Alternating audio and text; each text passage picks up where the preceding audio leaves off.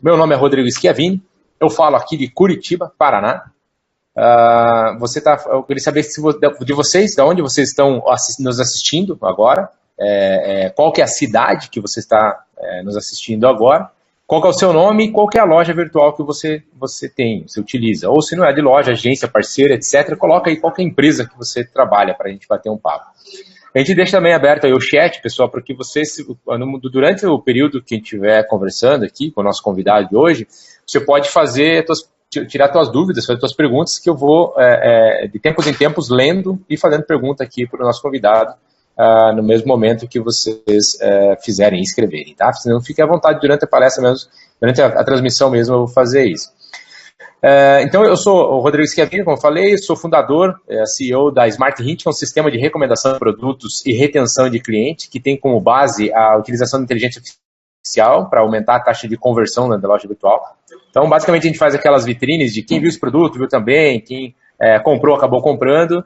Nós temos 11 vitrines hoje disponíveis no sistema e temos 3 campanhas de retenção, que são aqueles pop-ups com um contador regressivo que aparece na página do produto, no carrinho, na home, etc., com o objetivo de segurar o cliente quando ele procura quando ele tem a intenção de abandonar a loja virtual.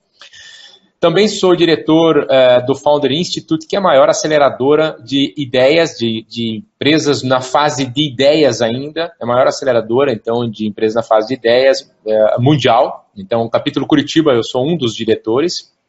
Sou diretor regional da Associação Brasileira de Comércio Eletrônico no Paraná. Recomendo, inclusive, que vocês se associem à ABCOM, não tem custo, e quanto maior for a força que nós tenhamos como associação, mais a gente consegue representar perante o governo, perante os órgãos legisladores que fazem nossas leis, aí, por vezes só dificultam a nossa vida. Então, a gente precisa ter essa força por trás, apoio de vocês, para que a gente possa, através desse apoio, representá-los e solicitar mudanças, solicitar alterações, até mesmo barrar alterações que eles fazem para que dificultam a nossa vida no dia a dia do comércio eletrônico. Sou redator do portal E-Commerce News, outro ponto que eu considero muito importante, que recomendo que vocês assinem e leiam, né, um portal com muito conteúdo sobre comércio eletrônico. E, por último, então, falando do nosso programa, o Smart Hint E-Commerce de Impacto, que tem como objetivo levar conteúdo relevante, como eu comentei. Então, a nossa questão é que, como a gente trabalha com muitos clientes que estão na fase inicial, e a gente sabe de muitas outras pessoas que têm a intenção de empreender no comércio eletrônico, ter a sua loja virtual, então a gente pensou em montar essa série de webinários para levar conteúdo relevante de forma gratuita para todos esses empreendedores, com o objetivo de fortalecer o ecossistema do comércio eletrônico. Então esse é o 5º episódio, relembrando os outros anteriores. Nós começamos, o primeiro deles, a gente entrevistou o Lucas Fernandes, da New Lens. Conversamos sobre o que é empreender no comércio eletrônico. Então ele, no case New Lens, de mais de 7 anos aí de luta, né, nesse trecho, e ele é um e-commerce de sucesso, tem uma grande fatia do mercado já, onde ele se propõe a trabalhar, tem até operação internacional, ele vende para fora do país os produtos dele. Aí depois disso a gente falou com o Renan da Prospect, conversamos aí sobre planejamento. Quero abrir uma loja virtual, o que eu preciso me preocupar? Então a gente falou sobre esse início de tudo, né? Depois a gente conversou com o Leandro da Compre Clicks, a gente falou sobre compra de mídia, aí eles estão falando de marketing de performance. Ok, minha loja virtual está no ar, eu vou trazer o cliente para a loja, então onde que eu invisto meu dinheiro? E aí o Leandro trabalhou aí, conversou comigo durante 1 hora, explicando quais são as dicas que ele dá, quais são as recomendações que ele faz quando se está nesse momento. Depois, no episódio 4, a gente falou com a Verônica fugiu o nome da empresa dela, Verônica da 4 Digital, perdão, Verônica, eu lembro sempre que tem um número, e agora ela mudou a logomarca dela, tirou o número, ficou só o 4 escrito, 4 Digital. E aí a gente trabalhou sobre melhores práticas dentro da loja virtual, que melhoram a usabilidade da loja, então desde layout, melhora layout apropriado para o teu business, como funcionalidades que você pode ter na tua loja que facilitam ou que o cliente encontre o seu produto dentro do processo de navegação, no fluxo, né, de procura do produto. E hoje nós vamos falar no 5º episódio, então, seguindo essa linha. Então, ok, minha loja está no ar, quais são as dicas importantes aí, quais pontos que nós temos que levar em consideração para ter um crescimento de forma sustentável. Uma coisa é você injetar dinheiro, pagar uma fortuna em mídia, trazer um monte de gente na loja, vai vender. Mas isso é sustentável? Isso a longo prazo se sustenta? Então a gente vai falar um pouquinho sobre isso. E aqui do meu lado está meu convidado especial de hoje, o Rafael Almeida, que ele é consultor de comércio eletrônico, já há anos, né, trabalhando nesse segmento. E vai falar um pouquinho, Rafa, eu te convido aí para você se apresentar para o pessoal, por favor. E aí, pessoal, boa tarde, Rodrigo. Como o Rodrigo falou, sou Rafael Almeida, já atuo há 8 anos aproximadamente aí no cenário de e-commerce, sempre buscando trazer um pouco mais desse conhecimento e conseguir, hoje, principalmente, dividir com vocês um pouco desses cases, daquilo que a gente conseguiu entender desses 8 anos, o que pode ser, o que pode tornar minha loja um pouco mais sustentável a médio e a longo prazo. Hoje, componho o time da Smart Hint, tentando ajudar também outros e-commerces a ter esse desenvolvimento sustentável através da nossa ferramenta também. Bacana, bacana. E fala um pouquinho para a gente, então, entrando no nosso tema aí de crescimento sustentável, dá um overview, né, um resumo aí do que a gente vai tratar essa tarde de hoje. Exatamente. Hoje, na verdade, se a gente pensar em um desenvolvimento sustentável para uma loja virtual, a gente tem basicamente 3 P's, né, digamos, que é o produto ou serviço, o processo e as pessoas, né? Então, se a gente pensar em produto ou serviço, a gente vai falar hoje principalmente do serviço de e-commerce, que é aquilo que você está prestando para o teu cliente, tá? Quando a gente fala em processo, são todas as possibilidades, todo o teu dia a dia da loja. Então, desde o teu processo de venda até o teu processo de logística, o teu processo de atendimento. Então, tudo isso vai compor os processos de um e-commerce sustentável. Quando a gente fala de pessoas também, a gente vai falar exatamente de todas as pessoas envolvidas dentro dessas áreas e de tudo aquilo que elas podem ter e como elas devem agir em cima de todos esses processos, de todo o e-commerce, para que ele se torne de fato sustentável. Puxar um pouquinho para o lado aqui para não ficar brigando com a tela. Então, vamos falar sobre 3 pilares, né? Então, produto, processos, serviço, processos e pessoas, é isso? Exatamente. Então, vamos lá, vamos começar com o produto e serviço. Conta para a gente aí o que os nossos ouvintes que estão nos vendo agora precisam se preocupar com relação a produto e serviço. Qual seria esse conteúdo desse primeiro pilar, produto e serviço? Isso, o produto e serviço hoje que a gente trata é o serviço de e-commerce, né? O e-commerce ele não é só uma loja virtual, é todo um serviço que você presta para o teu cliente. Então, se você pensar no teu produto como serviço de e-commerce, você tem que imaginar que em toda a tua cadeia de venda você tem várias coisas que você vai ofertar para o teu cliente, além da tua venda, além da venda do produto, como, por exemplo, você tem um prazo de entrega, você tem um prazo de atendimento. Então, dentro disso, é importante a gente conseguir entender o que a minha loja consegue trazer, consegue fazer como um prazo de entrega e se eu consigo atender esse prazo de entrega, né? Se a gente imaginar, por exemplo, que eu coloque um prazo de entrega de 7 dias úteis de um determinado produto e no momento da compra, o cliente vai lá, compra, acredita que vai receber em 7 dias úteis, ele não recebe nesse prazo, isso é um ponto extremamente negativo. Isso não vai te trazer um e-commerce sustentável em nenhum momento, porque você está prometendo uma coisa que a tua loja hoje talvez não tenha capacidade, né, de entregar. Mas se o contrário ocorre, se de repente você consegue entregar esse produto em um período menor, o teu cliente vai ficar extremamente satisfeito. Então, dentro do teu serviço, você tem que ter a sustentabilidade através daquilo que você consegue de fato entregar, né, e aquilo que você está prometendo para o teu cliente. Um ponto importante nisso, Rafa, pegando aí o gancho que você está falando, teve acho que uns 3 anos atrás, se não me engano, um pouco mais, alguns portais aí dos grandes varejistas nossos tiveram bastante dificuldade na pós-Black Friday, porque tiveram uma venda absurda, não tiveram capacidade, eu não estou falando de incompetência, estou falando assim, o processo inteiro deles teve crash no meio do caminho, teve dificuldade, desde a capacidade para fazer a separação de todo aquele boom de vendas, até conseguir com que as transportadoras, correio, etc., conseguissem despachar esses produtos, e muitos fizeram as compras no finalzinho de novembro, lembrando que Black Friday acontece na última sexta-feira de novembro, pensando já no Natal, né? Então você tem aí um prazo que parece que é um mês, mas até você separar e enviar, e dependendo do produto, tem fabricação, então tem uma série de complicadores. E isso acarretou assim, em milhares e milhares de reclamação, Procon, Reclame Aqui, etc. Foi interessante porque depois que eles passaram por isso, eles reviram os contratos com as transportadoras, fizeram uma série de coisas com o objetivo de melhorar, óbvio. Mas um dos pontos que eles fizeram na alteração, Rafa, eu achei bem interessante, e de início todo mundo tinha receio de fazer, porque isso poderia prejudicar, foi que eles aumentaram consideravelmente o prazo de entrega. Então hoje não é difícil ou facilmente você vê um produto dentro de uma Americanas.com, por exemplo, que o prazo de entrega deles é 15 dias, e às vezes 15 dias úteis, né?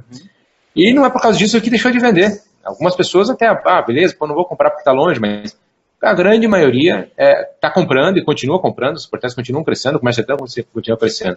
Só que aquele sentimento, né, que você comentou agora há pouco, comprei algo, me deram um prazo de 5 dias para entregar e não entregaram em 5 dias. Poxa, gera uma frustração. Comprei algo, me deram um prazo de 15 dias para entregar e me entregaram com 13 dias, 12 dias, ou seja, entregaram antes. Puxa, super legal isso. Porque quando eu comprei, eu sabia o prazo, que o prazo era alongado, independente de você gostar ou não, e não é a questão que eu estou colocando aqui, mas você comprou sabendo que teria aquele prazo de entrega. E quando se cumpre isso, quando entrega antes do prazo que foi prometido, você tem um positivinho dizendo que, ok, você foi eficiente neste acordo que você fez. Eu acho que isso é bem interessante. Eu vejo que bastante gente, quando vai iniciar a operação de loja virtual, ele tem muita preocupação de meu cliente vai comprar, ele quer receber amanhã. Todo mundo quer receber amanhã, mas não é execuível. E antes você tem um cliente que deixa de comprar com você porque considera aquele prazo muito longo, mas você também não vai ter complicação com isso, de não ter vendido, do que você ter um prazo que não é execuível, que você corre muito risco de uma correia esperando ter um atraso de um dia, uma greve que eles fazem, ferrou toda a tua operação. Eles não vão colocar problema no correio ou qualquer outra transportadora, eles vão colocar problema na sua loja. E mais um detalhezinho só que eu até tínhamos combinado que você falaria isso, mas eu vou falar, que é do Reclame Aqui, né? Perfeito. Como tem muitas pessoas, de novo, né, que o nosso objetivo são pessoas que estão começando o comércio eletrônico ou estão com ideia de lançar. O Reclame Aqui é uma palavra, são duas palavrinhas que a gente pode falar bastante. Para quem não conhece o que é Reclame Aqui, é um portal da web onde as pessoas que se sentem lesadas com alguma coisa, não só comércio eletrônico, qualquer serviço, eles vão até esse portal e fazem uma, entre aspas, denúncia. Eles colocam lá, escrevem, comprei em tal lugar e me prometeram 5 dias e passou 7 dias e não me entregaram. Então eles colocam as informações e acaba que você tem um chamado, entre aspas, você tem algo para ser resolvido. E isso pode ser ruim, mas também pode ser bom, depende de como você administra esse portal. Então, cada vez que você recebe uma reclamação lá, e é natural ter reclamação, viu, pessoal? Não acha que isso é privilégio dos grandões só, você também pode ter, e é normal. Então, porque no comércio eletrônico tem muitas pessoas, imagina, o cliente consumidor comprando na web, ele também, muitas vezes, são as primeiras compras que ele está fazendo. E ele tem receio, porque ele já pagou você e não recebeu o produto. Então, não é também difícil você encontrar reclames lá no Reclame Aqui, dizendo assim, comprei o produto na loja tal, acabou de fazer, comprei o produto na loja tal, quero ver se eles vão me entregar. Já de cara, porque ele tem medo que isso aconteça, daí se você já monitora o Reclame Aqui, você já começa a fazer o acompanhamento, você sabe que você vai entregar, a hora que você entregou, você vai lá e fala para ele, o produto foi entregue no prazo, assim, qualquer dúvida que você tem, você pode conversar com a gente. Então, se você faz um atendimento bom desse Reclame Aqui também, você ganha medalhas, inclusive, você ganha prêmios, inclusive, do Reclame Aqui, como uma empresa que atende bem o seu consumidor. Então, ele deixou de ser um único lugar de reclamações, né, Rafa? Mas também um lugar de atendimento ao cliente e que te premia se você atende bem o cliente e te dá estrela e diz que você é uma ótima loja, que você responde o cliente, blá, blá, blá, ou seja, acaba pesando de forma positiva para o teu negócio. Outro ponto importante do Reclame Aqui é que como ele tem uma referência no Google, uma relevância no Google muito grande, uma reclamação dele lá, da sua loja, às vezes, inclusive da URL, o Reclame Aqui pode estar na frente da sua loja, se alguém procurar por sua loja, tá? Então ele vai estar ou na frente ou depois. E aí o que chama a atenção da pessoa sempre são as reclamações. Então alguém pode estar procurando a tua loja, o retorno do Google vem lá, você e a reclamação do cliente, e o cara vai clicar nessa reclamação do cliente. ele vai ver essa reclamação, se tiver atendido, muito bem atendido, o cliente vai falar, pô, legal, o cara, ó, se teve ou não, problema não interessa, mas ele atendeu, o cliente deu um joinha para ele dizendo que ele foi bem atendido, isso gera mais um impacto positivo ainda para teu favor. Então, dito isso, e agora te devolvendo a palavra, Rafa, você estava falando sobre o frete e prazo, né? Vamos continuar aí no nosso pilar de produto e serviço. Legal, legal. Só para complementar essa informação, tem uma pergunta que o Reclame Aqui ele faz. Qual a possibilidade que você tem de fazer negócio de novo com esse fornecedor? Então, isso é uma perguntinha até chave, que pegando bem o gancho disso que o Rodrigo falou, de você conseguir administrar bem, é uma pergunta que vai vir para cada uma das pessoas que estiver efetuando a reclamação. Então, quando vem essa pergunta, todo mundo que vai ver o Reclame Aqui também vai ver qual o percentual que as pessoas, o percentual médio total que as pessoas têm de voltar a fazer negócio com a tua loja. Então, administrar isso faz muito bem também, né? E agora, dando continuidade, uma das coisas que a gente percebe, né, ao longo do próprio webinar, é que a palavra-chave aqui hoje é a administração também, né? Se a gente pensar, o segundo passo, que são exatamente os processos, é basicamente uma administração do teu negócio. É como que você vai fazer o teu negócio funcionar de uma maneira que seja fácil de você entender, seja fácil de você tomar as decisões, que seja fácil de você conseguir acompanhar sem ter riscos de perda de controle, de perda financeira, né, de perda, inclusive, da própria credibilidade da loja. Né. Esses processos, a gente tem vários processos que a gente pode trabalhar, pode tratar do processo de venda até o processo de logística, o processo de marketing, etc. Mas hoje eu acho que o principal processo que nesses 8 anos a gente vê que tem tido uma dificuldade tem sido, na verdade, uma dificuldade para o pequeno e médio empreendedor, o processo relacionado ao financeiro. Não financeiro do dia a dia financeiro, mas principalmente do que compõe, né, a minha receita, o que compõe a minha despesa. Né? Então isso é uma das coisas que a gente precisa, pelo menos que eu acredito que seja mais importante hoje, a gente tratar do centro de custos. Do que é o centro de custos do teu e-commerce. Né? Como que você vai tratar isso, o que isso faz, pelo amor de Deus, e como que isso pode me ajudar. Tá? O centro de custos ele nada mais é do que uma ferramenta que você vai utilizar para conseguir distinguir aquilo que vai te gerar uma despesa, aquilo que é tua despesa do e-commerce e aquilo que vai ser teu investimento. Tá? Se a gente pensar o que aqui é uma despesa, a gente pode exemplificar uma despesa sempre como a plataforma é uma despesa, o teu rateio de luz elétrica é uma despesa, o teu aluguel é uma despesa, o aluguel do teu espaço. Então, o que vai me trazer, o que eu vou falar que é um investimento, Rafael? Você vai falar basicamente que aquilo... Se falar de despesa, para fazer uma classificação legal, é aquilo que não compõe a venda direta. Exatamente. Você vendendo ou não, você tem essa despesa. Então, exatamente. E quando ela compõe a tua venda direta, você considera isso, principalmente no DRE, como custo. Isso. Então, se tem um valor lá que você precisa ter aquele aporte de dinheiro para que a venda aconteça, aí é um custo. Se você, independente de vender ou não, você tem que pagar, é uma despesa. Exatamente. E aí a gente vai separar aquilo que a gente consegue entender, que a gente consegue investir.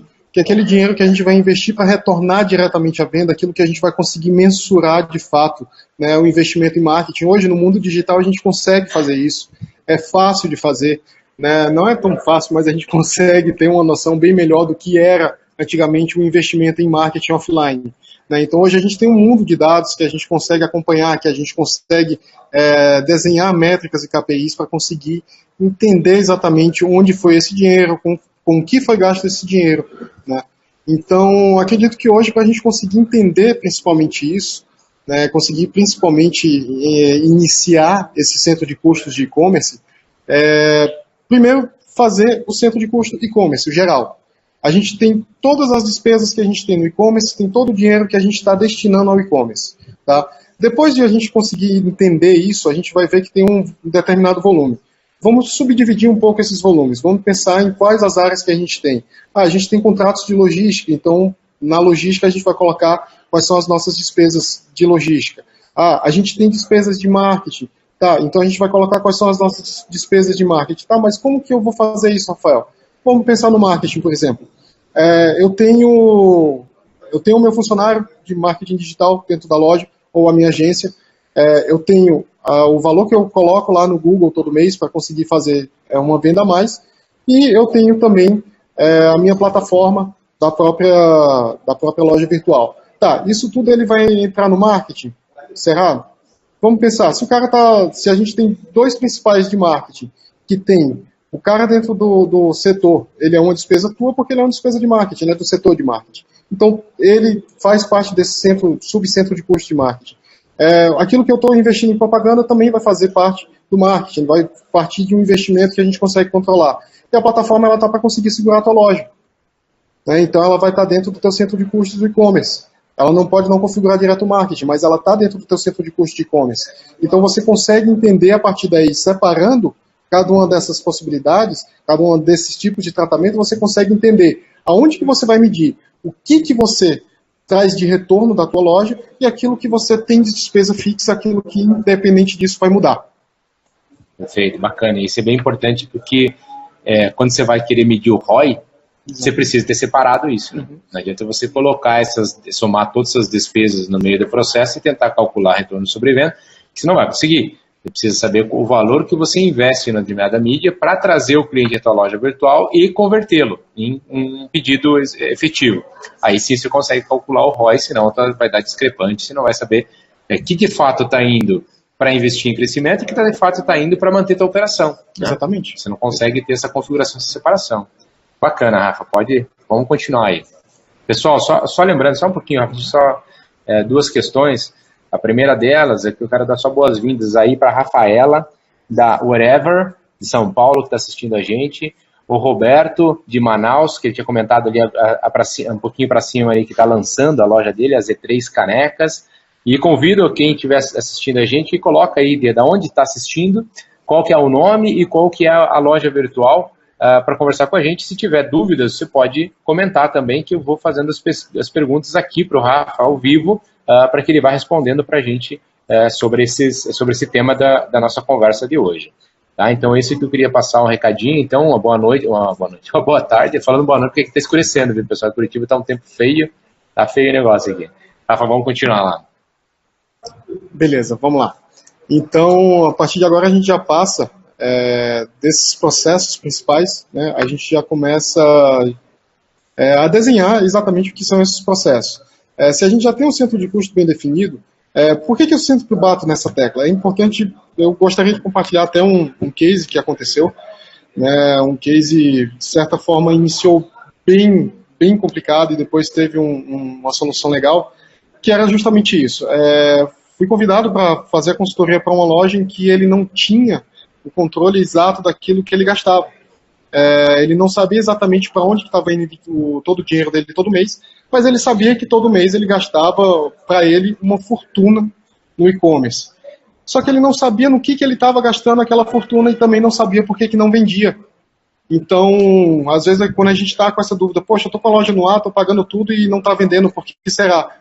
Tá, mas você está conseguindo direcionar esse dinheiro, certo? No momento que a gente conseguiu separar o que ele estava pagando de despesa fixa, o que ele tinha de ferramenta que ele tinha que pagar todo mês, que independente de ter venda ou não, ele tinha esse compromisso. O que ele tinha de pessoal, de funcionários, que o e-commerce ele vai compor, inclusive o pessoal lá do CD, né, que é o centro de distribuição. Porque ele pode não estar lá dentro do escritório do e-commerce, mas é o cara que está tirando o teu produto para jogar lá para o teu cliente, né, para fazer com que esse produto chegue lá. Então, quando a gente conseguiu separar todo esse pedaço da operação, a gente conseguiu entender que ao invés dele estar investindo um montante gigante todo mês, na verdade ele investiu um montante quase insignificante, porque a grande maior parte era a operação dele estava muito inflada para aquilo que de fato ele conseguia vender.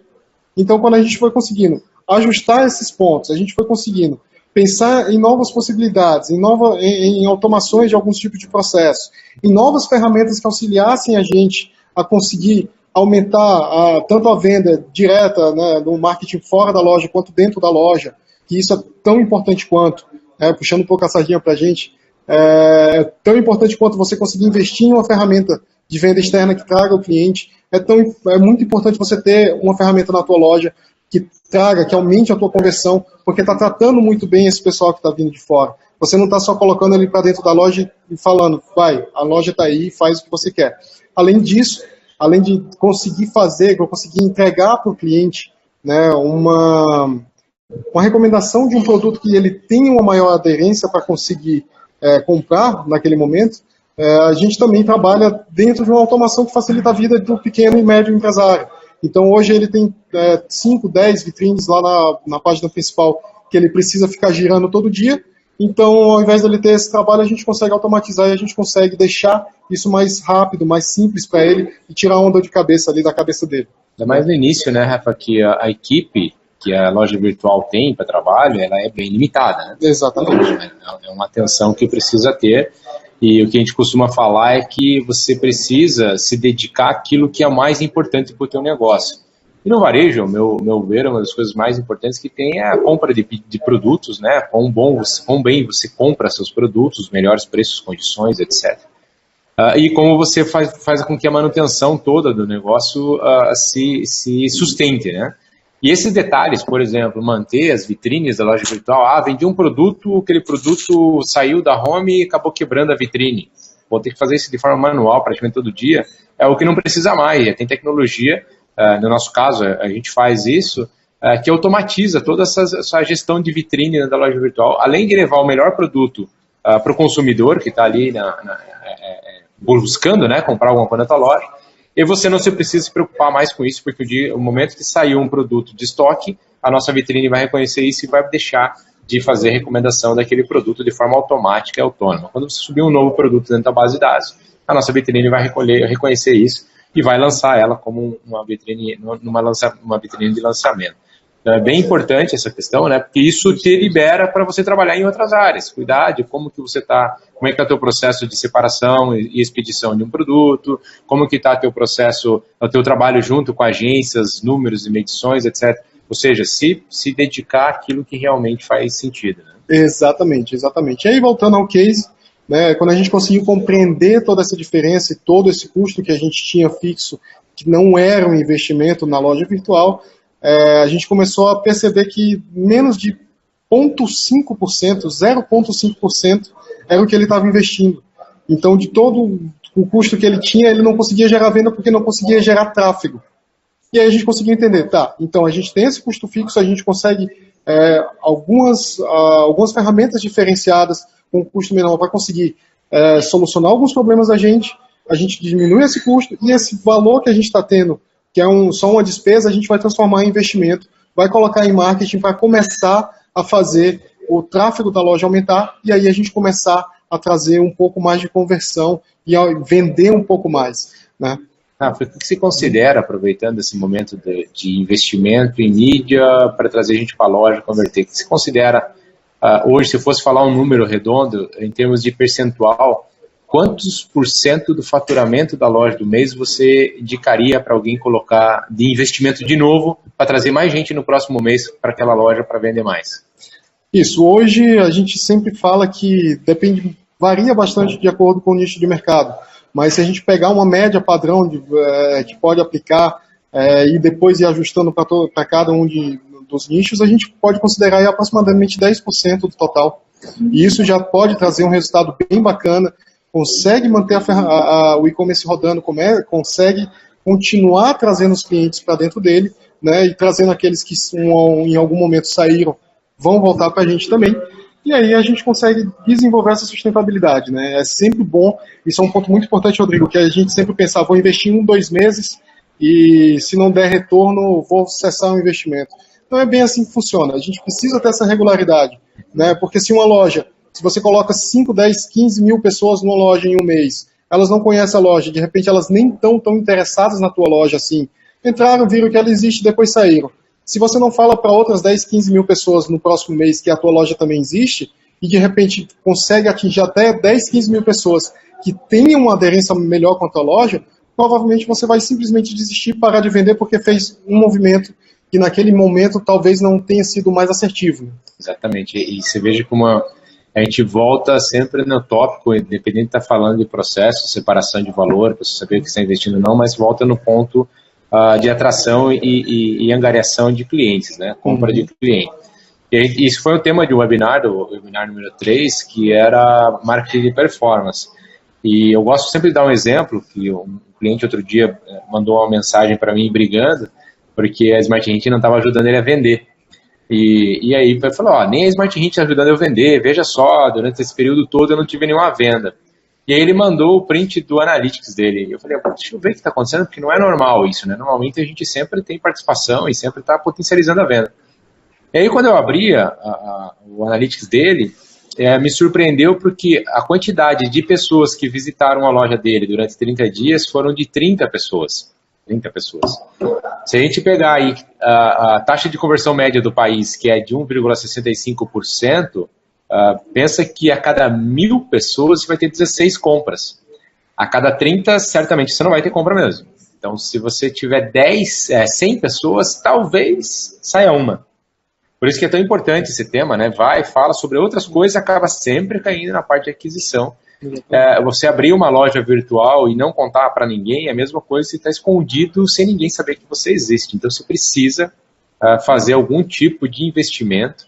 A gente está falando aqui em alguns exemplos até de mídia paga The Words, essas coisas, como foi o caso daquele webinar. São vários tipos que ele exemplificou lá, que realmente são os primeiros que dão resultado. Você compra uma palavra, você paga por ela, o cliente cai na tua loja, e dependendo de quão bem for qualificado ou calibrado aquela campanha de AdWords, vai ser melhor ou pior a sua taxa de conversão nesse início de processo. Né? Exatamente. E principalmente quando a gente consegue determinar tudo isso, a gente consegue iniciar um trabalho um pouco mais responsável conosco, né, com a gente mesmo que está à frente da loja, e conseguir identificar quais as nossas próximas metas, quanto que a gente precisa vender para conseguir cobrir todos esses nossos custos que a gente tem e quando que a gente começa a ter lucro. Então a gente começa a ter uma visão diferente, a gente começa a conseguir tomar decisões mais palpáveis em cima daquilo que a gente tem de dados que antes estavam só desorganizados e hoje estão muito mais fáceis para a gente conseguir visualizar e tomar essas decisões e colocar uma meta e decidir com as pessoas o que a gente vai fazer do nosso e-commerce. Bacana, legal, legal. Isso é bem importante mesmo. E o que nós podemos falar do nosso terceiro pilar, Rafa? Pessoas. Pessoas é a parte que a gente mais gosta, né? A gente lida com pessoas o tempo todo. Até quando a gente não está no atendimento presencial de uma loja física, o e-commerce a gente lida com pessoas todo dia também. Tudo é formado através de pessoas. Tudo é formado através de pessoas. Assim como as pessoas que compram na gente, também as pessoas que trabalham conosco, né? Então a gente tem que pensar que tudo que vai entrar nesse aspecto de pessoas são as pessoas que estão dentro da tua equipe, as pessoas que compõem terceiros, né, seja uma agência ou seja até mesmo uma empresa de logística. Então todas essas pessoas estão dentro, né, da cadeia, da tua cadeia de e-commerce, né? É sempre muito importante a gente conseguir entender dentro do e-commerce que no momento que a gente começa a crescer, a gente já fez toda a separação, a gente já sabe quanto que a gente vai investir, a gente já tem metas. Se a gente já tem metas, a gente já consegue mensurar quanto que a gente está tendo de ROI. E aí você começa a pensar, eu preciso de uma pessoa para ficar nisso daqui porque eu não estou conseguindo dar conta mais. Eu preciso de uma pessoa que fique focada só no e-commerce porque eu tenho, de repente, ou a loja física para dar conta, ou algum outro negócio, ou de repente até pode precisar de uma mão amiga ali para conseguir trazer esse resultado, né? Aí você precisa ter a ciência, que você tem que ter a separação, né, de função para essa pessoa. Ou seja, um pouquinho de conhecimento de e-commerce é importante você ter para você saber o que você precisa naquele momento e qual a função que você precisa contratar. Se você precisa de uma pessoa, se você consegue dar conta, vamos colocar assim, de gerir todos os resultados, falar com a agência, fazer esses processos, você precisa de uma pessoa para acompanhar pedido, por exemplo, acompanhar pedido, fazer um saque, você tem um auxiliar ali dentro do teu e-commerce, você tem isso. Não, eu estou precisando de mais gente na logística, tá? Lembra que a gente falou que compõe o quadro de e-commerce também. Então, não, eu preciso de mais gente para expedição.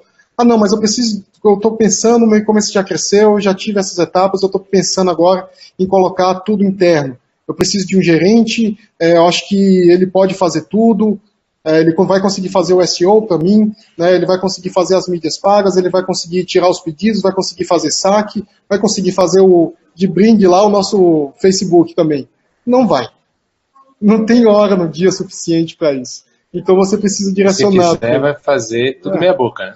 Exatamente. Você vai achar que não cresce porque não tá legal e não tá mesmo. Esse é o grande função. Né? Se fizer.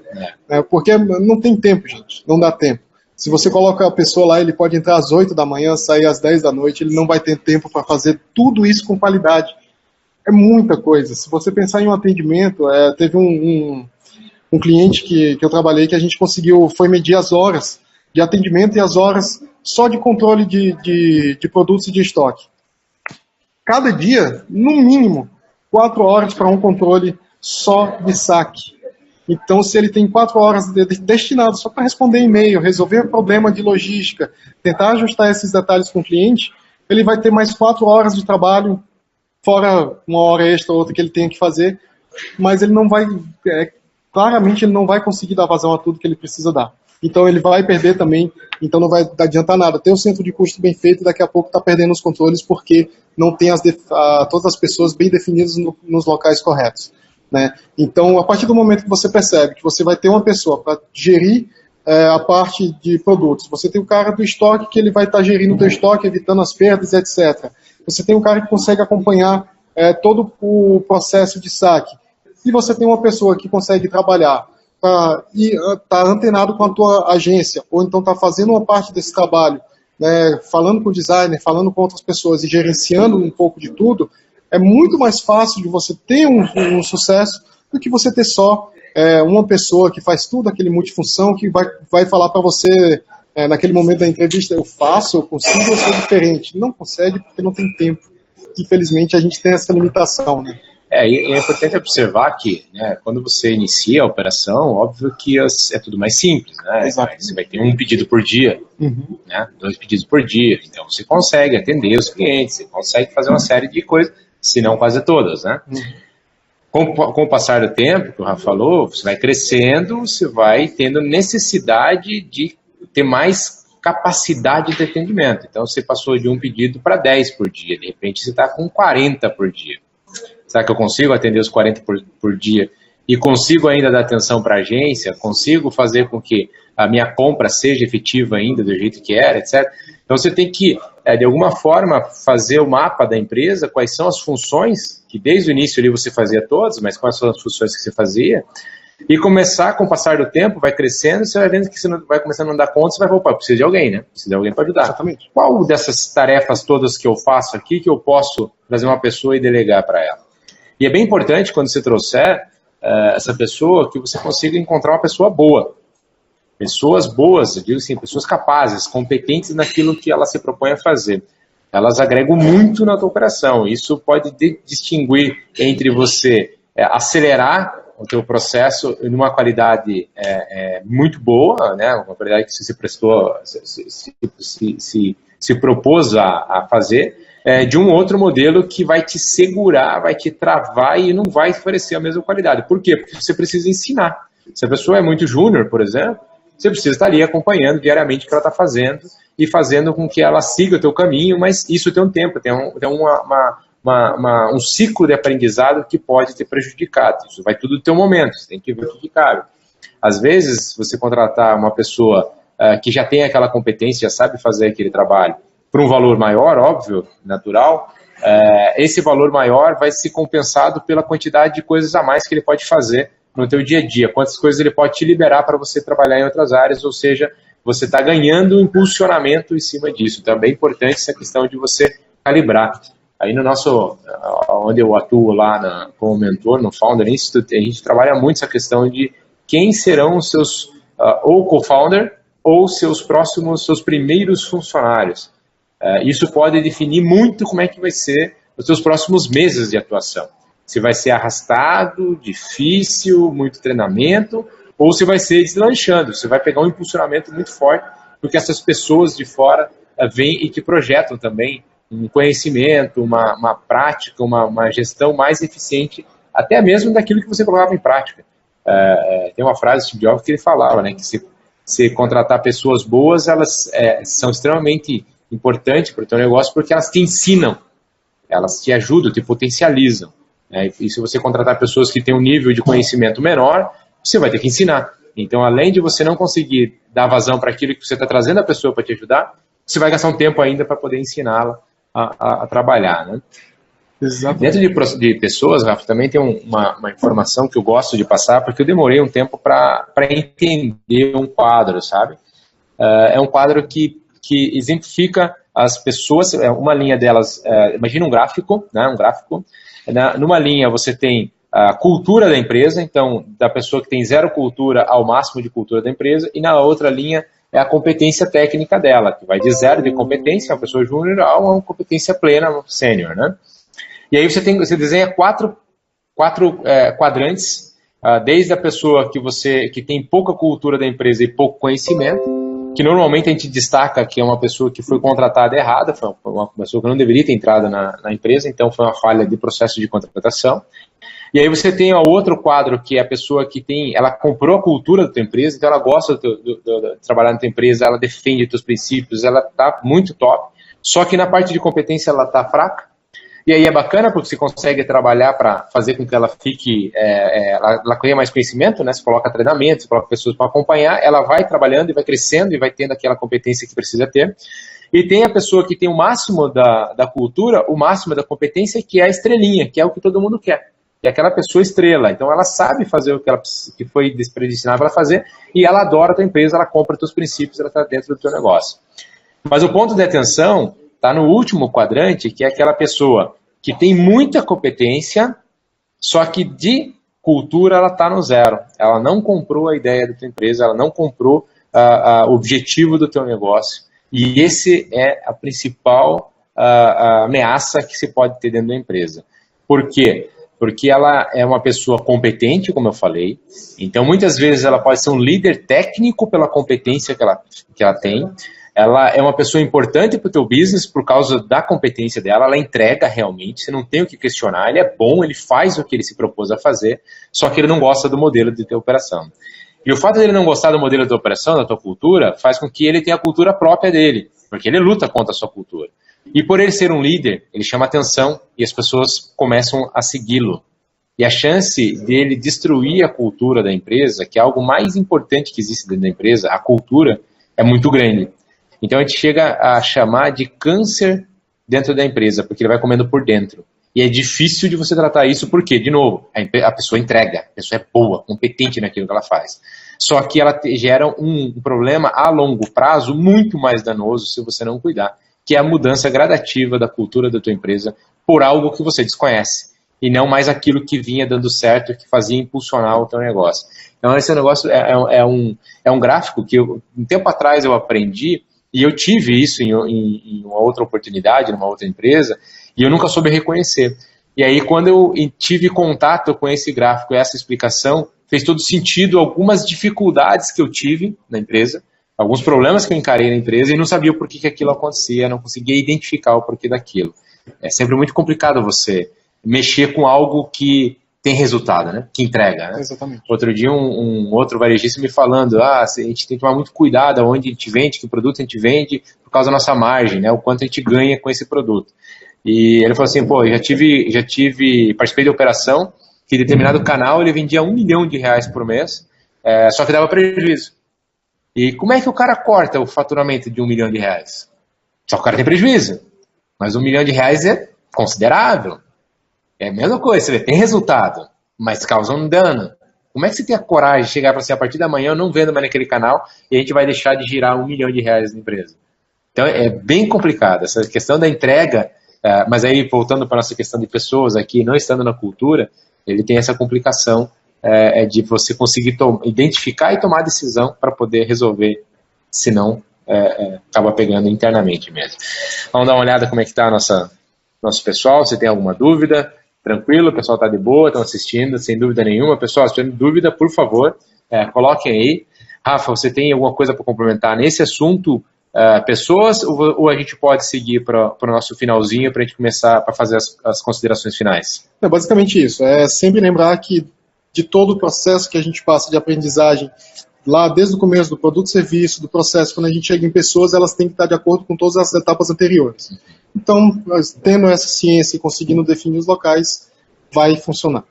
Então, revisando aí, né, as considerações finais, os 3 pilares do crescimento sustentável, O primeiro deles é produto e serviço, e o produto ou serviço aqui, no nosso caso do comércio eletrônico, é como a sua empresa gostaria de se portar, né? Se apresentar perante o público. Então, qual que é o prazo de entrega que ela usa, qual que é o fluxo de fechamento, se ela trabalha preço, promoção ou não, ou seja, como é que esse e-commerce, esse serviço é prestado, né? O primeiro pilar. O segundo pilar são os processos internos dessa empresa.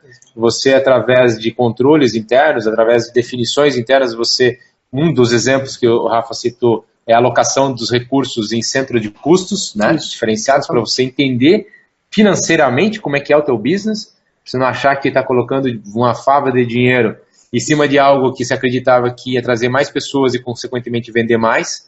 E isso não acontece, você não sabe dizer o porquê. Então, separando em centro de custos bem definidos dentro da empresa, você consegue saber o quanto, de fato, o teu exemplo que você deu, 0,5% ia para investimento. Então, como é que você conseguia ter novas pessoas? Não conseguia. E não era o problema da falta do dinheiro, porque ele estava gastando dinheiro, mas sim em lugares errados, né? E aí, fazendo o mapa, ficou bem claro onde é que estavam os lugares errados, onde ele tinha oportunidades de melhoria, para sim destinar dinheiro na aplicação de recursos. E o terceiro pilar, pessoas, que são a base para que tudo isso rode, né? Para que o serviço seja executado da forma que foi proposto, para que os processos possam ser utilizados para que a gente tenha melhor eficiência. Então, isso seria o fechamento, a conclusão da nossa conversa. Pessoal, fiquem à vontade, se vocês tiverem dúvidas mesmo depois do webinar, você pode mandar para a gente, você pode mandar para o contato geral do Smart Hint, é contato@smarthint.com.br, para o Rafael é rafa@smarthint.com.br, e para mim, rodrigo@smarthint.com.br, nossos canais de comunicação estão abertos. Gostaria de agradecer aí a presença de todos vocês e convidá-los aí para o próximo webinar, que vai acontecer já na próxima semana. A gente teve que fazer uma alteração de datas, porque na outra quarta-feira será a entrega do prêmio ABCom. Não sei se todos estão sabendo, mas na próxima quarta-feira então, terá o webinar com o Diego Santana, da Your Commerce. Ele vai conversar com a gente sobre estratégias on-sites para aumento da taxa de conversão. Vai ser um tema bem bacana. Então, fiquem ligados, façam inscrição aí no evento. Vamos usar o evento como centralizador dos nossos webinários. E na outra quarta-feira, no dia 11, pessoal, dia 11/4, terá a entrega do prêmio ABCom, do prêmio da Associação Brasileira de Comércio Eletrônico, que já está, eu não lembro qual que é a edição que está desse prêmio, mas hoje tem 11 categorias sendo votadas. Funciona da seguinte forma: teve um período anterior onde a ABCom abriu os cadastros para que você pudesse indicar quais eram os profissionais, empresas, agências, etc. Quem fazia diferença dentro do comércio eletrônico. Isso era uma indicação livre, nomes citados ali dentro. E a Associação Brasileira de Comércio Eletrônico fez o compilado dos nomes mais indicados, nomes de empresas, nomes de pessoas profissionais, e aí lançou essas 11 categorias para que seja votado, e está acontecendo essa votação até agora, se não me engano vai até dia 10 de outubro a votação. A Smart Hint teve a honra de ser citado 4 vezes, então dos 11 categorias, nós estamos em 4 categorias. Me ajudem lá se eu esquecer de alguma, mas a gente está como Startup do Ano, a Smart Hint está como Startup do Ano, como ferramenta de marketing para ser votada. Eu fui citado em 2 lugares, uma como Empreendedor do Ano, empreendedor digital, e outro sobre... Lembra o que era? Profissional de marketing, se não me engano. Isso. Vocês vão ver, a hora que vocês acessarem lá a votação, tem todas as categorias e dentro de cada uma das categorias tem as pessoas que foram citadas para que você faça a avaliação. A gente está sugerindo para votar em 2, se você quiser votar, que é na Startup do Ano, Smart Hint como Startup do Ano, e a segunda, para mim, como empreendedor do ano, como empreendedor digital, seria uma honra receber o seu voto. E lembrando que depois que você vota, vai para o seu e-mail um link de confirmação, precisa confirmar, que senão o voto não é contabilizado.